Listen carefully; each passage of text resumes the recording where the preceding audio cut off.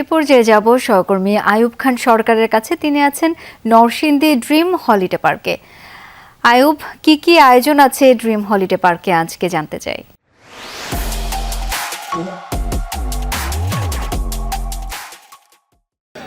শাওন, আমি রয়েছি নরসিংদীর 5 জোনার ড্রিম হলিডে পার্কে। ঈদের এই দ্বিতীয় দিনে আপনাকে ঈদের শুভেচ্ছা। আমি একটু যদি দেখাতে চাই যে আসলে সকাল থেকেই কিন্তু এখানে যে দর্শনার্থী রয়েছেন তারা এই দর্শনার্থীদের উপচে পড়া বেলা বাড়ার সাথে সাথে এখানে বেড়েছে।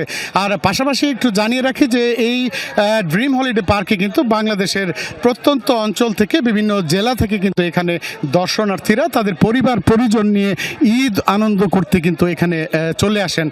পাশাপাশি হচ্ছে যে এখানকার যে ড্রিম হলিডে পার্কের মালিক কর্তৃপক্ষ রয়েছেন তারা কিন্তু প্রতিটি ঈদেই দর্শনার্থীদের বিনোদন উপভোগ করার জন্য প্রতিটি ঈদেই কিন্তু বিভিন্ন ধরনের রাইডস, তারা নতুন নতুন রাইডস সংযোজন করেন। তো এইখানে এই পার্কে সর্বমোট 40টি আসলে বিনোদন দেওয়ার জন্য এখানে রাইড রয়েছে। বিভিন্ন ধরনের স্কাই ট্রেন, সি বোট সহ বিভিন্ন ধরনের ওয়াটার পার্কও রয়েছে।